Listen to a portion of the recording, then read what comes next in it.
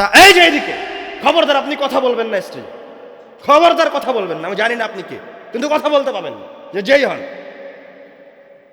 এরপরেও কথা বলছেন কেন? আপনারা আব্দুর রহিমের জন্য দোয়া করবেন। আমাদের 3 ভাইয়ের মাঝেও সবচেয়ে সহজ সরল, আম্মুর অনেক আদরের। আমরা ওর মাঝে আব্বুর প্রতিচ্ছবি দেখতে পাই। যখন 300 সাহাবী, ভালো অস্ত্র নাই, ভালো পোশাক নাই, দুর্বল, খাওয়ার ভালো ব্যবস্থা হয়নি, 1000 কাফেরের সামনে দাঁড়িয়েছে, দাঁড়িয়ে তারা তো বিপদে, রব্বুল আলামিনের সাহায্য ছাড়া তাদের অস্তিত্ব বিলীন হয়ে যাবে। তা এই যে এইদিকে খবরদার আপনি কথা বলবেন না স্ত্রী, খবরদার কথা বলবেন না। আমি জানি না আপনি কে, কিন্তু কথা বলতে পাবেন না, যে যেই হন। এরপরেও কথা বলছেন কেন? আমি আপনার কাছে মাফ চাচ্ছি, আমি ছোট মানুষ, কিন্তু আপনি অনেক বড় মানুষ, সম্মানিত মানুষ। আপনি যদি কথা বলেন তাহলে আমি আব্দুর রহিম বিন আব্দুর রাজ্জাক কথা বলবো না, নেমে যাবো স্টেজ থেকে। না, তাহলে আপনাকে বাইরে গিয়ে কথা বলতে হবে। আমি কথা বলার সময় কথা বলতে পারবেন না, তাহলে আমি বিদায় নেব। এটা আল্লাহ রাসূলের হাদিস শ্রবণের দার্সের আদব। আমি সকল মানুষের সামনে আপনার কাছে এবং বড় মানুষের কাছে ক্ষমা প্রার্থী। সুন্দরভাবে কোরআন সুন্নাহ থেকে আলোচনা করেছেন শেখ আব্দুর রহিম বিন আব্দুর রাজ্জাক। আল্লাহ সুবহানাহু ওয়া তাআলা যেন আমাদেরকে তৌফিক দান করেন, ওনারা আলোচনার উপর জীবনযাপন করান। সকলে বলে আল্লাহুম্মা আমিন। বলছিলাম, এই সমস্ত যুদ্ধে তারা বিজয় অর্জন করেছে রব্বুল আলামিনের সাহায্যে। যখন কোনো মুত্তাকি বান্দা রব্বুল আলামিনকে আহ্বান করেন, তখন রব্বুল আলামিন তার ডাকে সাড়া দেন। 300 সৈন্য 1000 সৈন্যর সামনে দাঁড়িয়ে রব্বুল আলামিনকে আহ্বান করেছিল। তখন তাদের শক্তি ছিল না, তখন তাদের কাছে অস্ত্র ছিল না, তখন রব্বুল আলামিন তাদের ডাকে সাড়া দিয়েছেন। রব্বুল আলামিন কোরআনুল কারীমে বলছেন, ইয তাস্তাগীসুনা রাব্বাকুম, আরে যখন তোমরা আমাকে আহ্বান করছিলে যে তোমাদের কাছে শক্তি নাই, তোমাদেরকে আজকে তারা বিলীন করে দিবে এই বদরের ময়দানে, যখন তোমরা মুত্তাকি হয়ে আল্লাহ রাসূলের অনুসারী হয়ে যখন আমাকে আহ্বান করেছো আমার বান্দারা, ইয তাস্তাগীসুনা রাব্বাকুম, তখন আমি আল্লাহ তোমাদের সাহায্য করার জন্য আমার 1000 ফেরেশতাকে নামিয়ে দিয়েছি মাঠে। সুবহানাল্লাহ, বিআলফিন মিনাল মালাইকাতি মুরদিফিন। আল্লাহু আকবার।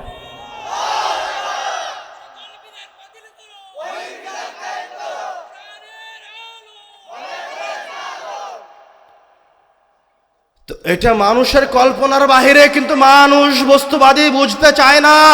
যেমন আপনি বুঝতে চান না যে এই জায়গায় আল্লাহর ফেরেশতা আছে, আপনাকে আমি বুঝাতে ব্যর্থ হলাম শেষ পর্যন্ত। 1 ঘন্টা শয়তানের উপর আলোচনা করে আমি আপনাকে বুঝাতে ব্যর্থ হয়েছি যে এই জায়গায় আল্লাহর ফেরেশতারা থাকে। আমি আপনাকে বুঝাতে ব্যর্থ হয়েছি যারা ঘোরাফেরা করছে, যারা বাজারে আছে, যারা অন্য কোনো কিছুতে মত্ত, তারা শয়তানের সাথে আছে। যদি 5-10 জন মানুষ বুঝে থাকেন, অতটুকুই আমার সফলতা, আলহামদুলিল্লাহ। আগামীকালকে, এটা রব্বুল আলামিনের ওয়াদা, আগামীকালকে যদি বাংলাদেশের মানুষ সবাই পরহেজগার হয়ে যায়, সবাই যদি আল্লাহ রাসূলের অনুসারী হয়ে যায়, তো পরের দিন এই বাংলাদেশে যত সমস্যা আছে সকল সমস্যাকে রব্বুল আলামিন নিজে উঠিয়ে নেবেন। আর এখন যতগুলি মুত্তাকি আছে বাংলাদেশে, এই মুত্তাকিরাও যদি রব্বুল আলামিনের ইবাদত ছেড়ে দিয়ে নাফরমানি করে পরের দিন, তো পরের দিন যদি এরা আল্লাহ রাসূলের সুন্নাতকে ছেড়ে দেয়, রব্বুল আলামিনের ইবাদতকে ছেড়ে দেয়, তো পরের দিন রব্বুল আলামিন এই বাংলাদেশকে গাজাতে রূপান্তরিত করবে। এই হাদিসটাই আল্লাহ রাসূল বলেছিলেন, ওই হাদিসটাই বোঝাচ্ছিলাম। ইন্নাল্লাহ ইয়ারফাউ বিহাদাল কিতাবি আকওয়ামান ওয়া ইয়াদাউ বিহি আখারিন। আপনার বাড়িতে কোরআনুল কারীম থাকবে, কিন্তু আপনি নির্যাতিত। আপনার বাড়িতে কোরআনুল কারীম থাকবে, কিন্তু আপনার উপর মানুষ জুলুম করছে। আপনার বাড়িতে কোরআনুল কারীম থাকবে, অথচ আপনি সবচেয়ে বড় মাজলুম। আপনার উপর রব্বুল আলামিনের একটা নিয়ামত নাই। কেন? কেননা আপনি সকাল সন্ধ্যা আল্লাহর রাসূলের আদবের খেলাফ করেন।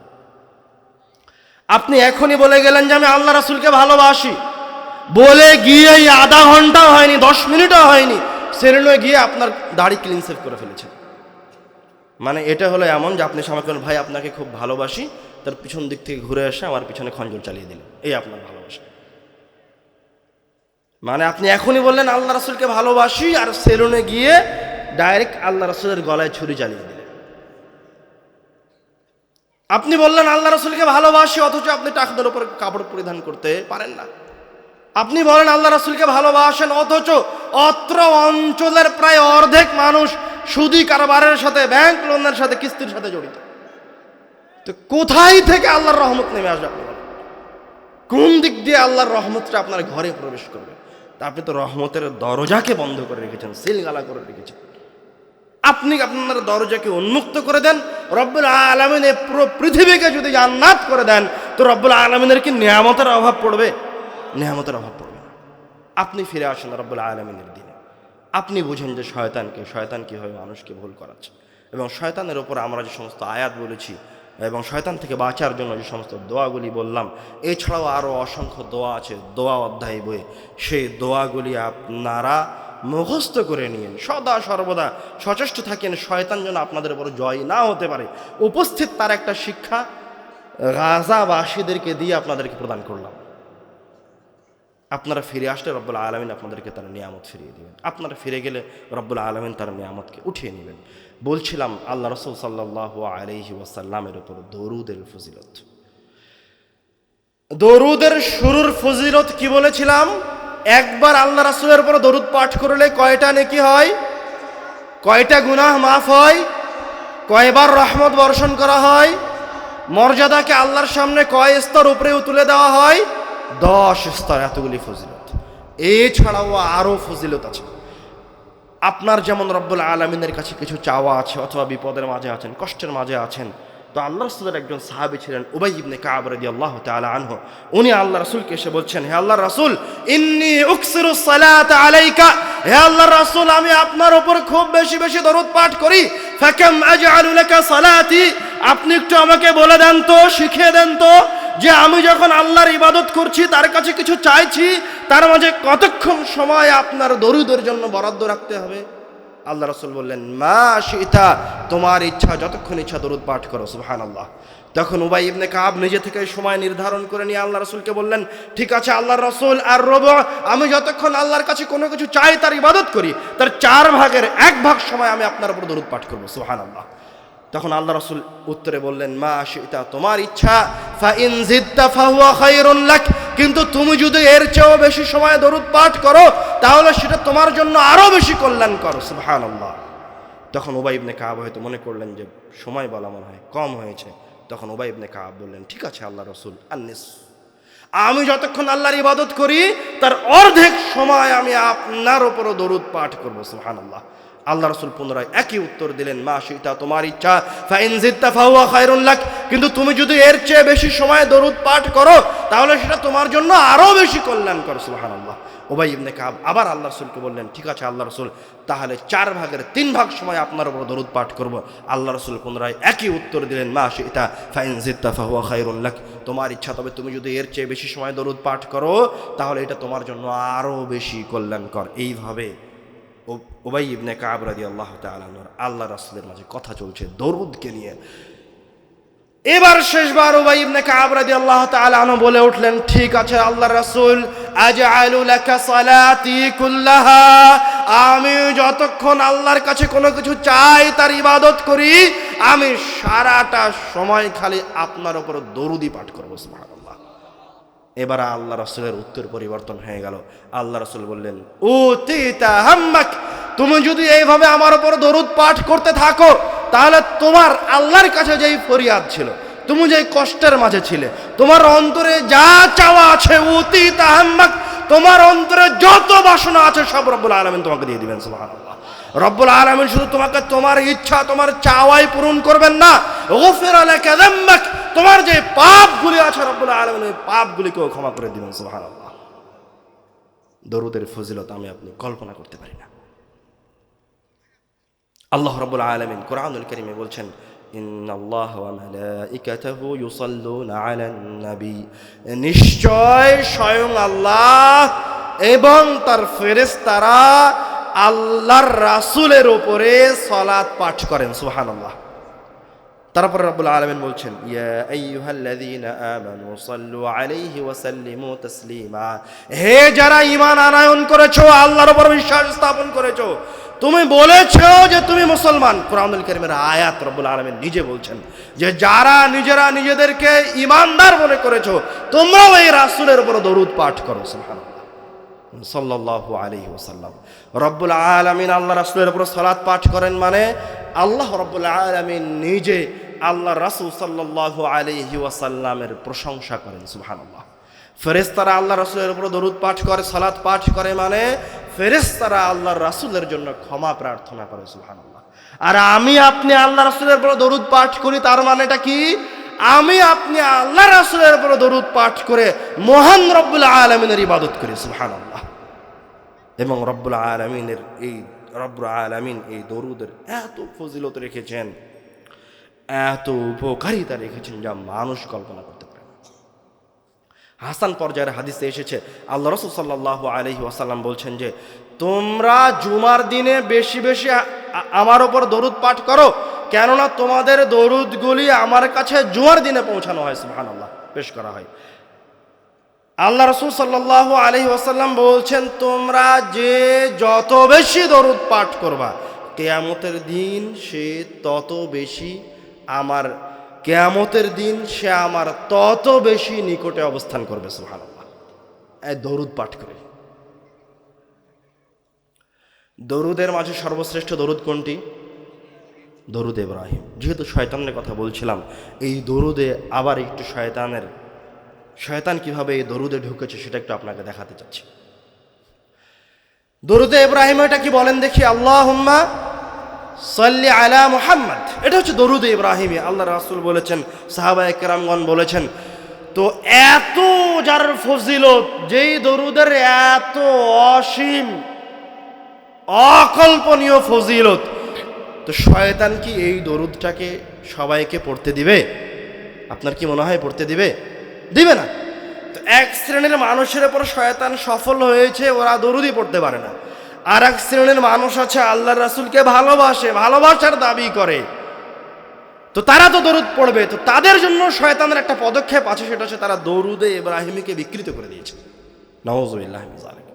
মানে শয়তান তো জানে আপনি তার ইবাদত করবেন, যেহেতু আপনাকে ইবাদত থেকে বিরত রাখা সম্ভব নয়, সেহেতু ইবাদতটাকে সে সর্বাত্মক চেষ্টা করবে ভুল করে দেওয়ার, অমনোযোগী করার, বিকৃত করার। তো দরুদে কিভাবে বিকৃতি নিয়ে আসলো? এই যে এই ছেলে, মনোযোগ দিয়ে আমার চোখ রেখে কথা শুনো, অন্যদিকে যাচ্ছ কেন? কিভাবে বিকৃতি নিয়ে আসলো? আল্লাহুম্মা সাল্লি আলা মুহাম্মদ ছিল, নিয়ে আসা হলো সাল্লি আলা সাইয়্যিদিনা মাওলানা মুহাম্মদ। সাইয়্যিদিনা এবং মাওলানা শব্দ দুটো খারাপ নয়, কোনো আপত্তি নাই শব্দ দুটোর সাথে। সাইয়্যিদিনা শব্দ হচ্ছে আমাদের সর্দার, সুন্দর শব্দ, চমৎকার শব্দ। আল্লাহ রাসূল শুধু আমাদের সর্দার নয়, পুরো জাহানের নবী রাসূলদের সর্দার। মাওলানা মানে আমাদের ওকিল, অভিভাবক। আল্লাহ রাসূল আমাদের সকলের অভিভাবক, এমন অভিভাবক যিনি আমাদের জন্য কিয়ামতের মাঠে শাফাত করবেন। তো শব্দ দুইটিতে আমাদের কোনো তেমন সমস্যা নাই, শব্দ দুইটি খুবই ভালো, চমৎকার, শুনতেই ভালো লাগে, মন ঠান্ডা হয়ে যায়। কিন্তু শব্দ দুইটি আল্লাহ রাসূল এই দরুদে ইব্রাহিমের মাঝে বলে যাননি। তো যারা বলছেন তারা কেন বলছেন? এই জন্য বলছেন যে এই দুটা শব্দ বললে আরো ভালো লাগে। সরাসরি আল্লাহুম্মা সাল্লি আলা মুহাম্মদ না বলে আল্লাহুম্মা সাল্লি আলা সাইয়্যিদিনা মাওলানা মুহাম্মদ, তার নামের শুরুতে দুটা সিফাত লাগিয়ে দিলাম, তাহলে শুনতে কি আরো মজা লাগছে না? ভালো লাগছে না? আরবি ভাষার ওই সাহিত্যটা আর একটু উচ্চমানের করার জন্য, আল্লাহর রাসূলের প্রতি ভালোবাসা দেখানোর জন্য তারা এই দুটা শব্দ আরো বেশি লাগিয়ে দিল, অতিরিক্ত করল।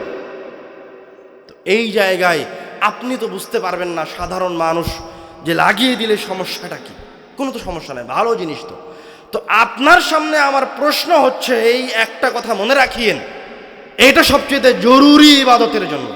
এই কথাটা মনে রাখতে পারলে বেদাত থেকে বের হয়ে আসতে পারবেন, এই কথাটা মনে রাখতে পারলে ভুল থেকে বের হয়ে আসতে পারবেন। সেটা কি? কিয়ামত পর্যন্ত যত বড় আল্লামাতুদ দাহার আসুক, যত বড় আরবি সাহিত্যিক আসুক, আমি মেনে নিলাম তোমার যেই হুজুর তোমাকে সাইয়্যিদিনা মাওলানা শিখিয়ে দিয়েছে সে আমার চেয়ে ভালো আরবি জানে, আমি স্বীকার করে নিয়েছি। আমি স্বীকার করে নিয়েছি যে সে বাহরুল উলুম, তার মতো পণ্ডিত এই পৃথিবীতে নাই, এটা আমি স্বীকার করে নিয়েছি। কিন্তু মুসলমানের বাচ্চা হিসেবে, আহলুল হাদিসের বাচ্চা হিসেবে কিয়ামত পর্যন্ত আমি আহলে হাদিস কোনোদিন এটা স্বীকার করব না যে তুমি আল্লাহর রাসূলের চেয়ে আর তার সাহাবীর চেয়ে আরবি ভাষা বেশি ভালো বুঝো, বেশি ভালো জানো। যদি ওই দরুদে সাইয়্যিদিনা মাওলানার সরিষা সম পরিমাণ জরুরত থাকতো, সরিষা সম পরিমাণ কেন, চুল সম পরিমাণ যদি এটার প্রয়োজন থাকতো, তো সবার আগে আল্লাহর রাসূল এবং তার সাহাবায়ে কেরামগণ বলতেন। তো তুমি মিথ্যুক, তুমি আমাদেরকে ভুল করানোর জন্য এসেছো, এরকম মহান দরুদকে বিকৃত করার জন্য এসেছো। এই জন্য এই দরুদের মাঝে তুমি দুটো শব্দ বাড়িয়ে দিয়েছো। আমরা এটাও মেনে নিতে প্রস্তুত যে তোমার হুজুর বড় আল্লাহর ওলি, এত বড় তাসবিহ আমার কাছে নাই, আমি সারাদিন সুবহানাল্লাহ সুবহানাল্লাহ পড়তে পারি না, আমার কাজ আছে। আমি মেনে নিলাম তোমার হুজুর শুধু আল্লামাতু দাহার নয়, সবচেয়ে বড় পরহেজগার বান্দা, সারা দিন খালি কবরের পাশের মসজিদটাতে বসে থাকে, অন্য কোনো কাজই করে না, সারাদিন খালি আল্লাহর ইবাদত করে। তুমি ওই হুজুরের কাছ থেকে এটা শিখে এসেছো, এটা আমি মেনে নিলাম। কিন্তু তোমার হুজুর যত বড়ই বান্দা হোক না কেন, যত বড়ই রব্বুল আলামিনের ইবাদত গুজার হোক না কেন, তোমার হুজুর আমার রাসূলের চেয়ে বড় ইবাদত গুজার নয়, কিয়ামত পর্যন্ত কোনোদিন হতে পারবে না। যদি নিকটতম বান্দা দেখা হয় তো আমার রাসূল আর সাহাবায়ে কেরামগণ, তারপরে রব্বুল আলামিনের সবচেয়ে নিকটতম বান্দা। যদি আরবি সাহিত্যের ভাষা দেখা হয়, সৌন্দর্যতার প্রয়োজন হয়, তাহলে সবচেয়ে ভালো আরবি বোঝেন, ভালো আরবি সাহিত্য জানেন আল্লাহর রাসূল এবং তার সাহাবায়ে কেরামগণ। তারপরে তো আরবি সাহিত্য নাই আর। এখন তো আরবি সাহিত্য বোঝার জন্য আমাদেরকে আলাদাভাবে কিতাব পড়ে আরবি সাহিত্য বোঝা লাগে। আর যদি বাক্যের মর্যাদার দিকে আসেন, যে বাক্যটা কোথায় থেকে বের হয়েছে, তো এই দরুদটা কোথায় থেকে বের হয়েছে, এই মাসনুন ইবাদতগুলি, এই দোয়াগুলি কোথায় থেকে বের হয়েছে, বের হওয়ার জায়গার মর্যাদায় যদি ফিরে আসেন, তো কোনো মানুষ, পৃথিবীর কোনো মানুষ আল্লাহর রাসূলের আশেপাশে নাই। আল্লাহ রাব্বুল আলামিন বলছেন, ওয়ামা ইয়ানতিকু আনিল হাওয়া ইন হুয়া ইল্লা ওয়াহয়ুন ইউহা। মুহাম্মদ সাল্লাল্লাহু আলাইহি ওয়াসাল্লাম নিজে থেকে, নিজের প্রবৃত্তি থেকে, নিজের মনের চাহিদা থেকে কোনো কিছু বলেন না। এই জিহবা দিয়ে, মুহাম্মদ সাল্লাল্লাহু আলাইহি ওয়াসাল্লামের জিহবা দিয়ে যা বের হয় সেটা কি? ওহী রব্বুল আলামিনের পক্ষ থেকে আসে। আর যত বড় হুজুরি হোক না কেন, যত বড় আল্লামাতু দাহার হোক না কেন, ওর মুখ দিয়ে যে বাক্যটা বের হচ্ছে, যে জিহবা দিয়ে বের হচ্ছে, ওই জিহবা দিয়ে প্রবৃত্তির কথা বের হতে পারে, ওই জিহবা দিয়ে রব্বুল আলামিনের ওহী বের হয় না অন্তত। তো যেটা আল্লাহর রাসূলের কথা, একটা হচ্ছে আল্লাহর রাসূলের কথা, আর একটা হচ্ছে আরেকজন মানুষের বানানো কথা। তো আপনি কোন কথাটা দিয়ে রব্বুল আলামিনের কাছে গেলে আপনার কথাটা রব্বুল আলামিনের কাছে বেশি প্রিয় হবে? আল্লাহর রাসূলের, নিঃসন্দেহে। তাহলে আপনি আল্লাহর রাসূলের কথাটা বাদ দিয়ে নিজের কথায় গেলেন কেন? শয়তান জানে যে আপনি ইবাদত থেকে বিমুখ হবেন না, ইবাদত করবেন। তো শয়তানও বলছে তুই ইবাদত কর, কোনো সমস্যা নাই, কিন্তু ইবাদতটা ভুল পদ্ধতিতে হোক। আমাদের জুমার মসজিদগুলিতে বক্তব্য আরবিতে হবে, হোক আরবিতেই হোক, তাতে কোনো সমস্যা নাই। মেনে নিলাম যে তুমি আরবিতেই বক্তব্য দাও। তো আরবিতে কোরআনুল কারীমের আয়াতের অভাব পড়ে গেছে যে টানা 40 মিনিট হাদিস বলা যাবে না, টানা 40 মিনিট কোরআনুল কারীমের আয়াত পড়া যাবে না। তুমি আলাদাভাবে ওই জায়গায় আরেকজনের কথা ঢুকালা কেন? তো এটাই তো প্রমাণ করে যে তুমি আল্লাহ রাসূলকে ভালোবাসো না, রব্বুল আলামিনকে ভালোবাসো না। এই জন্য দোয়া করার জন্য যে বাক্যটা বলে দোয়া করছেন, সেটা অবশ্যই চেষ্টা করবেন যে বাক্য বলে দোয়া করছেন সেটা যেন আল্লাহ রাসূলের বাক্য হয়। আপনি নিজের কথা দিয়েও দোয়া করতে পারেন, সমস্যা নাই। আর যদি দোয়াটা ইবাদত হয়, যেমন দরুদ ইব্রাহিমী, তাহলে ওই জায়গায় কোনো বিকৃতি নিয়ে আসা মহা অন্যায়। আর ওই ইবাদতটা যদি আল্লাহ রাসূলের সুন্নাত হয় বা কোনো ফরজ ইবাদত হয়, তাহলে ওই জায়গায় বিকৃতি নিয়ে আসা মহা অন্যায়। আপনি দলিল পাওয়ার আগ পর্যন্ত ওই ইবাদতই করিয়েন না। ওই ইবাদতটা যদি সুন্নাত ইবাদত হয়, নফল ইবাদত হয়, তো আপনি ওই ইবাদতই করতে যান না, যত বড় ফজিলত থাক না কেন। আগে ওই ইবাদতের জন্য দলিল বের করে নিয়ে আসেন। কেন না ওই ইবাদতের যদি দলিল না থাকে, ওই নফল আমলের যদি দলিল না থাকে, ওই একসাথে হাত তুলে দোয়া করার যদি সঠিক দলিল না থাকে, ওই মিলাদ করার যদি সঠিক দলিল না থাকে, তাহলে ওই মিলাদ কিয়ামতের দিনে আপনার ধ্বংসের কারণ হবে। কিন্তু ওই সুন্নাত যদি আপনি জীবনে একবারও পালন না করেন, তো রব্বুল আলামিন আপনাকে পাকড়াও করবে। কথা কি বুঝতে পারলেন না বুঝতে পারেননি? কথা বোঝা যাচ্ছে? এই বাক্যটা আবার আর একবার শুনেন। যে আমলই করতে যান না কেন, আগে তার প্রমাণ নিয়ে আসেন। ফরজ বাদে যে আমলই হোক, প্রমাণ যদি পাওয়া যায় তাহলে ওটা করেন। যতক্ষণ পাওয়া যায়নি ওই কাজের প্রমাণ, ততক্ষণ পর্যন্ত ওই কাজে যাওয়ার কোনো প্রয়োজন নেই। কেন? ওই ইবাদতটা, ওই সুন্নাতটা, ওই নফলটা যদি ভুল হয়ে থাকে, তাহলে ওই ইবাদতটা কি হয়ে দেখা দিবে কিয়ামতের দিন? ক্ষতির কারণ হয়ে দেখা দিবে। ওই ইবাদতটা কি হয়ে দেখা দিবে কিয়ামতের দিন? ক্ষতির কারণ হয়ে দেখা দিবে, বিপদের কারণ হয়ে দেখা দিবে, জাহান্নামে যাওয়ার কারণ হয়ে দেখা দিবে। কিন্তু ওই সুন্নাতটার উপর যদি আপনি আমল না করতে পারেন, তো আল্লাহকে ওটার জন্য আপনাকে ধরবে কিয়ামতের দিন? ধরবে না। এই জন্য যেটা করতে যাচ্ছেন ওটা বিবেচনা করে করেন। এই পৃথিবী থেকে যাওয়ার আগে, এই দুনিয়া থেকে যাওয়ার আগে পূর্ণ প্রিপারেশন গ্রহণ করেন। আপনি অপরহেজগার, কাফের, বেঈমান অবস্থায় মৃত্যুবরণ করিয়েন না, অন্যথায় আপনার মৃত্যু হবে ভয়ঙ্কর, ভয়ানক। আপনি যখন মারা যাবেন তখন থেকেই আপনি বুঝতে পারবেন যে আপনি একজন পাপিষ্ঠ ব্যক্তি ছিলেন। আর যদি আপনি পরহেজগার ব্যক্তি হন, ইবাদত গোজার করে আল্লাহর রাসূলের সুন্নাত অনুযায়ী চলে যখন আপনি মৃত্যুবরণ করবেন, তো আপনার কাছে যখন মৃত্যু আসবে, তখনই আপনি বুঝতে পারবেন যে আপনি ভালো মানুষ ছিলেন, ভালো কাজ করেছেন। সুবহানাল্লাহ। একটা লম্বা হাদিস, বারা বিন আযিব রাদিয়াল্লাহু তাআলা আনহু বলছেন, খরাজনা মা রাসূলিল্লাহি সাল্লাল্লাহু আলাইহি ওয়াসাল্লাম, বলেন সাল্লাল্লাহু আলাইহি ওয়াসাল্লাম, খরাজনা মা রাসূলিল্লাহি সাল্লাল্লাহু আলাইহি ওয়াসাল্লাম ফি জানাজাতি রাজুলিন মিনাল আনসার। আমরা আল্লাহর রাসূলের সাথে একজন আনসার ব্যক্তির জানাজার উদ্দেশ্যে বের হলাম। হাত্তা ইনতাহাইনা ইলাল কবরি ওয়া লাম্মা ইউলহাদ। তো জানাজার উদ্দেশ্যে বের হয়ে কবরের বা কবরস্থানে পৌঁছেছি, বা কবরের পাশ দিয়ে তারা যাচ্ছিলেন। এখন ওই আনসার সাহাবীর জন্য কবর খনন সম্পূর্ণ হয়নি। জালাস রাসূলুল্লাহ সাল্লাল্লাহু আলাইহি ওয়াসাল্লাম, আল্লাহ রাসূল ওই জায়গায় কবরস্থানে বসে গেলেন। ফাজালাসনা হাওলা, আমরাও আল্লাহ রাসূলের আশেপাশে বসে গেলাম। কাআন্না আলা রুউসিনা তায়র, আমরা এতটা নিস্তব্ধ হয়ে আল্লাহ রাসূলের আশেপাশে বসে গেলাম যেন আমাদের মাথার ওপর পাখি বসে আছে। কাআন্না আলা রুউসিনা তায়র, আমরা এমন জড়বস্তু পাথরের মতো হয়ে বসে আছি যে পাখি আমাদেরকে পাথর মনে করে আমাদের মাথার উপর বসে থাকবে। ওয়াফি ইয়াদিহি উদুন ইয়ানকুতু বিহিল আরদ, আল্লাহর রাসূলের হাতে একটা খড়ি আছে। উনিও মনে হচ্ছে, ওনার ভাব দেখে মনে হচ্ছে উনিও খুব টেনশনে, গুরুত্বপূর্ণ কোনো কিছু ঘটতে যাচ্ছে। তার হাতে একটা খড়ি আছে, ওই খড়িটা দিয়ে তিনি মাটি খোঁড়াচ্ছেন। ওয়াফি ইয়াদিহি উদুন ইয়ানকুতু বিহিল আরদ। সবাই নিস্তব্ধ, কবরস্থানে বসে আছে আল্লাহ রাসূল সহ সবাই। হাত্তা রাফা রাসা, এক পর্যায়ে গিয়ে আল্লাহ রাসূল তার মাথাটা উপরে উঠালেন, উঠিয়ে বলতে লাগলেন, ইস্তাঈযু বিল্লাহি মিন আযাবিল কবর, তোমরা আল্লাহর কাছে কবরের আযাব থেকে পরিত্রাণ চাও। ইস্তাঈযু বিল্লাহি মিন আযাবিল কবর, তোমরা আল্লাহর কাছে কবরের আযাব থেকে পরিত্রাণ চাও।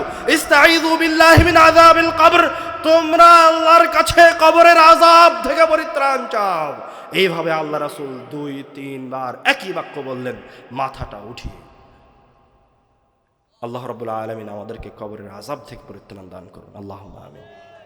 তারপরে এবার আল্লাহ রাসূল ঘটনার দিকে যাচ্ছেন, মূল কথার দিকে যাচ্ছেন। বললেন ইন্নাল আবদাল মুমিন, নিশ্চয় মুমিন বান্দা, ইযা কানা ফি ইনকিতাইম মিনাদ দুনিয়া ওয়া ইকবালিন মিনাল আখিরাহ, যখন কোনো মুমিন বান্দার পৃথিবী থেকে চলে যাওয়ার সময় হয়, তার মৃত্যু ঘনিয়ে আসে, নাযালাত ইলাইহি মালাইকাতুম মিনাস সামা, তখন তার কাছে রব্বুল আলামিনের পক্ষ থেকে ফেরেশতারা নেমে আসে। সুবহানাল্লাহ। আল্লাহ রাব্বুল আলামিন কোরআনুল কারীমে বলছেন ইন্নাল্লাযীনা ক্বালু রাব্বুনাল্লাহ, যারা এই কথা বলেছে আমাদের রব আল্লাহ, সুম্মা ইসতাকামু, অতঃপর রব্বুল আলামিনের উলুহিয়াতের ওপর, উবুদিয়াতের ওপর সীসা ঢালা প্রাচীরের মতো অটল থেকেছে। সুম্মা ইসতাকামু মানে রব্বুল আলামিনের বিধানের সাথে সরিষা সমপরিমাণ কম্প্রোমাইজ করেনি।